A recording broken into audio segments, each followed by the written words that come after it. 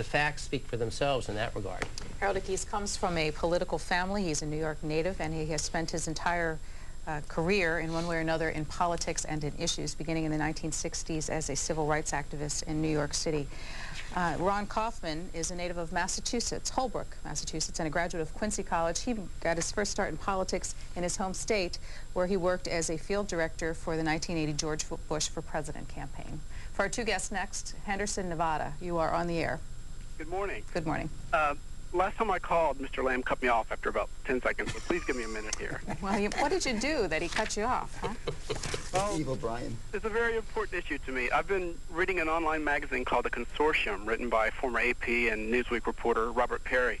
And this guy won a Polk Award for investigative journalism, and his groundbreaking work on Oliver North's Iran-Contra dealings won him fame. Anyway, Perry researched and wrote the two PBS Frontline programs investigating the October surprise allegation, which is that in 1980, Reagan's campaign manager, Bill Casey, conspired with the clerics around the Ayatollah in order to prevent Carter from getting a bump just before the election. Okay, so anyway, with that, what background, what's the question?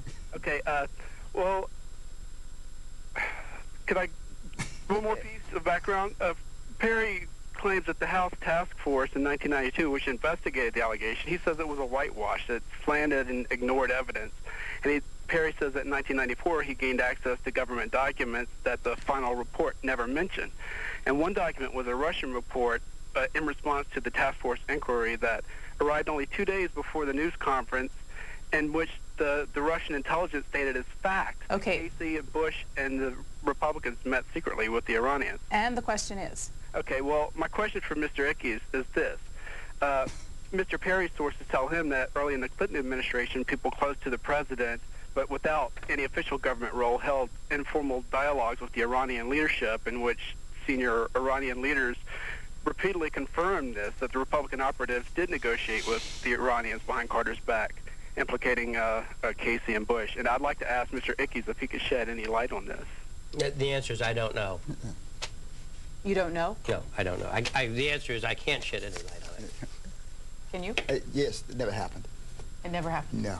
Emphatically? Emphatically. Emphatically. Let me bring up the Monica Lewinsky story, because Paul West has a different